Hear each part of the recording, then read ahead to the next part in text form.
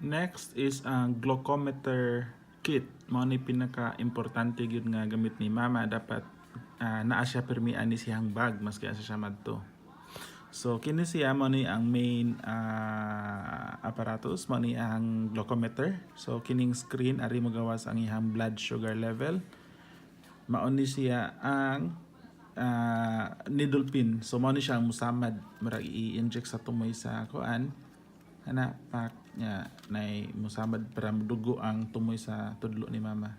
So kini siya mao ni siya ang strip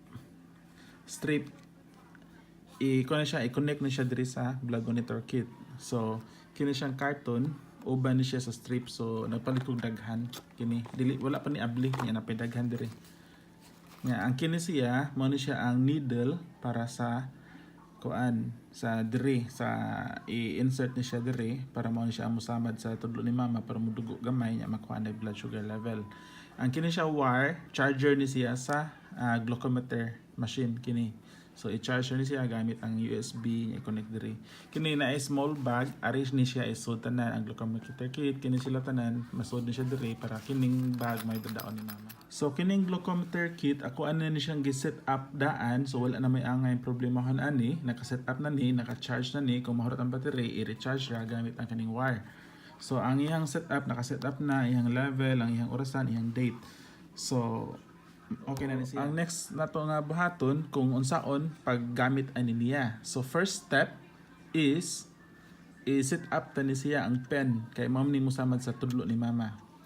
So ato ra ni siyang ablihon kaning needle para ato ni siyang ibutang diri. So mao ni siya ang kuan ang needle ang dagom para ilisan to ang kuan. So para makita ninyo ang needle, i-twist ra ni siya na birahon na mao na siya needle.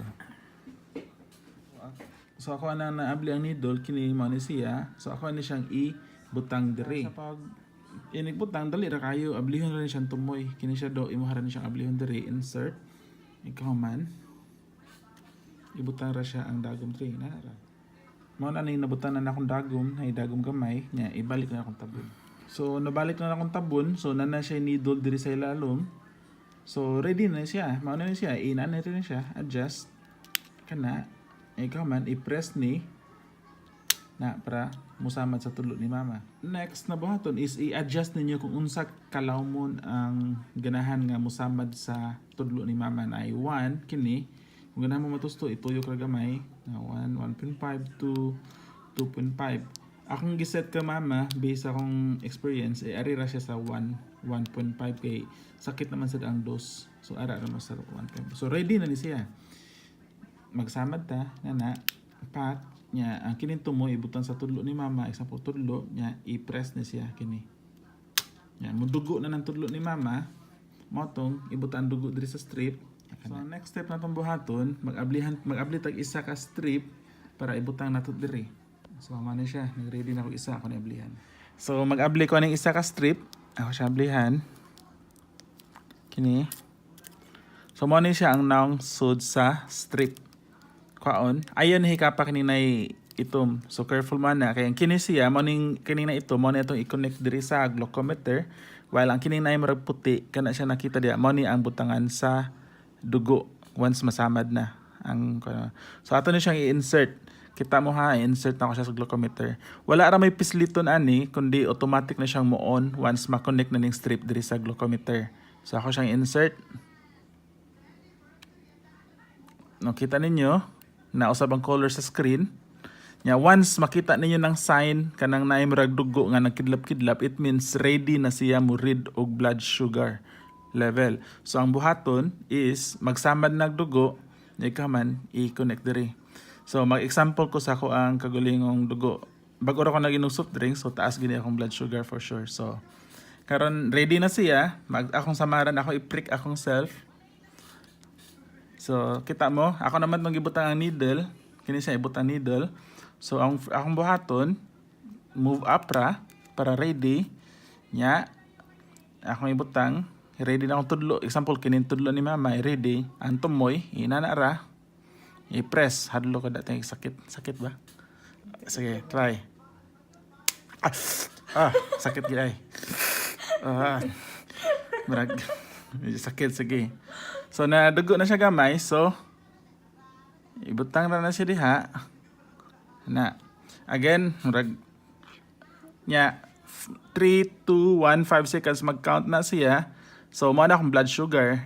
But pasabot akong sugar 6.8 mmol. Normal ra siya kay ang normal nga blood sugar level is nasa 4.10 mmol. Kuan. Oh, normal di ako na wala kay diabetic at least. Ang kang mama dagko kay blood sugar maabot og 13 to 18 times 2 or times 3 mo na kinahanglan siya insulin. So, nin-read na siya, okay na na. Kuhaon na siya. Birahon na ninyo balik kini siya, igbira. Kuan ra, mo offer na siya automatic. Automatic na siya. Wala ra may pisliton, mo offer na siya. Kining strip ilabera ni siya diretso. Na. Labera, wala na. Ikaw mama, that's it. Wala, thank you. So, mauna to siya no, nakakuha na ta, ang kanang strip, kas ara magamit, and ang kini siyang needle, kinibita siya needle diri, katong yung butang, dili ni siya one-time use, sila pwede ni siya gamitin og kadaghan as long as dili maka-feel og sakit si mama, pwede ni siya kandikon, pwede 1 month as long as dili siya mahabol, as long as hait siya, pwede siya balik-balikon.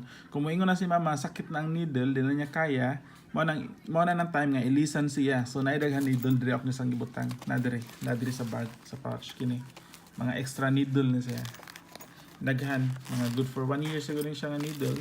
Kaya ang isa ka needle estimate na ko is kuan mga 1 month nga gamit. So man siya needle, naidaghan diri.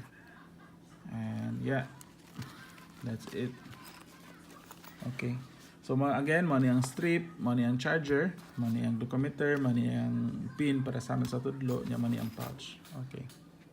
Good.